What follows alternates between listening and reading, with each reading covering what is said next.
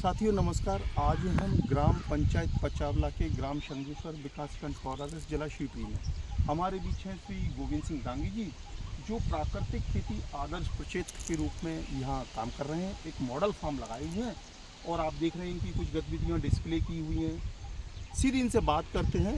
गोविंद जी, प्राकृतिक खेती आप काफ़ी दिनों से कर रहे हैं, अभी जायद का मौसम है, जैसा कि आप मूंग देख रहे हैं, और क्या कुछ लगाया हुआ है? नमस्कार सर। प्राकृतिक खेती में जैसे कि प्याज, मूंग और इसके साथ में हमको केडी के कृषि विज्ञान केंद्र की ओर से मूंगफली का जो बीज मिला था वो हमने एक विस्तार रूप में और प्राकृतिक रूप में लगाया है। एरिया की बात करें तो हमने 2.5 से 3 बीघा उस पर लगाए और प्राकृतिक रूप में टोटल मूंगफली भी लगाई है और लगभग 20-22 दिन की हो चुकी है। तो हमने देखा है कि उसमें खाद नहीं डाला। एक किसान की सोच में खाद भरा था, अभी उसमें कोई खाद नहीं डाला, कुछ नहीं डाला, और जिस प्रकार से जो मूंगफली खाद की होती है इस प्रकार खड़ी हुई है। और आगे जीवामृत और सारी चीज़ें हम उपयोग करेंगे और उसको पूर्ण रूप से तैयार करेंगे, यानी कि खाद की किसानों को ऐसी जानना पड़ा कि इसमें खाद की कोई कमी रह गई। हम अपने गाँव के किसानों को बताएँगे कि हम लोगों के दिमाग में आज जो खाद भरा है जिससे ज़मीन खराब हो रही है, हमारा किसान लाइन में लगा हुआ है खाद के लिए, उनका प्रयास है वो क्यों लगाएं कि उसके दिमाग में खाद है, ज़मीन के लिए इतना खाद की जरूरत नहीं। देखिए, आपने बड़ी महत्वपूर्ण बातें कही। खाद ज़मीन की जो खुराक है, वो खुराक किसी न किसी माध्यम से आजकल एक बहुत ज़्यादा कैंपेनिंग भी चल रही है। जो प्राकृतिक खेती कर रहे हैं वो प्राकृतिक खेती के प्रोटोकॉल हैं, जिसमें जीवामृत, घन जीवामृत या नीमास्त्र, अग्निअस्त्र है, मल्चिंग है, आच्छादन है, वापसा है, वो करते हैं। लेकिन जो खेती कर रहे हैं वो संतुलित प्रबंधन से करें। उसमें अभी हमने आपको कुछ साहित्य भी दिया। तो जो किसान भाई हैं इस वीडियो को देख रहे हैं, मैं कहना चाहूँगा आने वाले खरीफ में आप समन्वित पोषक तत्व प्रबंधन की पद्धति को अपनाएं। उसमें यही है कि हम सबको लेके चलें। जीवांश खाद है उसको लेके चलें। फिर हरी खाद का समय अभी, जैसे कहीं आपके पास पानी की व्यवस्था है, सन है, ढैचा है, और नहीं है तो उर्द मूंग लगा सकते हैं। उसको आप 25-30 दिन की फसल वो जोत दें तो ज़मीन को एक बहुत अच्छा ऑर्गेनिक मैटर ऐड होता है। फिर आप उसमें जब फसल बोएंगे उसके अनुसार जैव उर्वरकों का प्रयोग करें। सबसे लास्ट में जाके आप रासायनिक उर्वरकों का प्रयोग करें। ये सारी करेंगे तो आधी रासायनिक उर्वरकों की मात्रा कम कर सकते हैं। ये मैं यहाँ इसलिए बता रहा था कि हमको पूरे क्षेत्र में तो हम प्राकृतिक खेती नहीं करते, लेकिन जहाँ कर रहे हैं वहाँ प्राकृतिक खेती कर रहे हैं, जहाँ सामान्य खेती कर रहे हैं रासायनिक, वहाँ संतुलित पोषण प्रबंधन से करें। ये बात को आप तो बखूबी समझते हैं।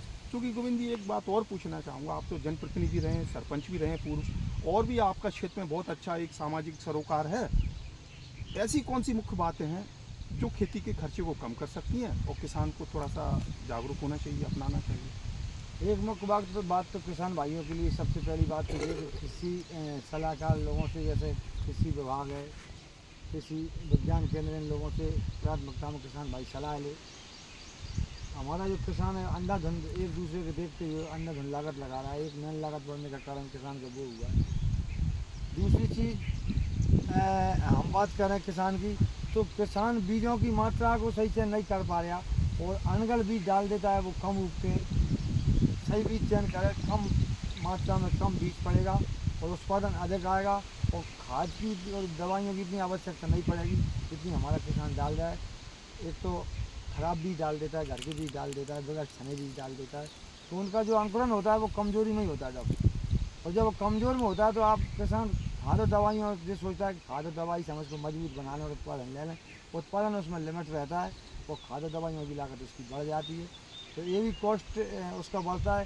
तो इसको कम करने के लिए तो सलाहकार जैसे आप और कृषि विज्ञान केंद्र से, कृषि विभाग से, और भी आज तक सरकार ने कॉल सेंटर चला दिए हैं, उनसे भी किसान सलाह ले सकता है तो कब और कौन सी चीज़ हमको बोना चाहिए, कौन सी फसल कब। देखिए, आपने बड़ी काम की बात कही। ये छोटी छोटी सी बातें हैं, लेकिन ध्यान रखना चाहिए। आने वाले समय में किसान भाई जो भी फसल बोएंगे, वो खरीफ में चाहे सोयाबीन हो, मक्का हो, या मूंग है, उड़द है, मूंगफली है, उसका घरेलू स्तर पर यदि बीज है, बीज के मामले में स्वावलंबी बने, स्वयं बीज तैयार करें और उस बीज का अंकुरण करने के लिए 100 दाने 2 या 3 जगह आप बो के देख लें अभी समय रहते, तो वो कितने उग रहे हैं।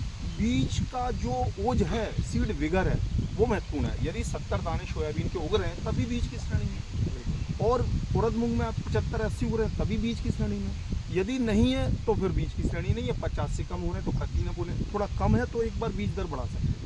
दूसरा, आप थोड़ी छोटी छोटी जानकारी, आजकल तो बहुत सारे जानकारी के माध्यम हैं, आपने जैसा किसान कॉल सेंटर है, सोशल मीडिया है, प्रिंट मीडिया है, कृषि विज्ञान केंद्र है, कृषि विभाग है, प्रगतिशील किसान आप जैसे हैं। तो किसान भाइयों, ओवरऑल मैं आप लोगों से निवेदन करना चाहूँगा कि आप कुछ हिस्से में प्राकृतिक खेती ज़रूर करें, और जो बाकी खेती है वो अंधाधुंध, जैसा हमारे गोविंद सिंह जी ने कहा, अंधाधुंध रसायनों का प्रयोग ना करें, चाहे वो खाद के रूप में हो, चाहे वो कीटनाशक या फफूंदनाशक हो या खरपतवारनाशक हो। एक संतुलित समन्वय के साथ एक अनुशंसा के अनुरूप ही करें। और अधिक जानकारी के लिए आप क्षेत्रीय किसान जो अधिकारी हैं उनसे संपर्क करें। बहुत बहुत धन्यवाद।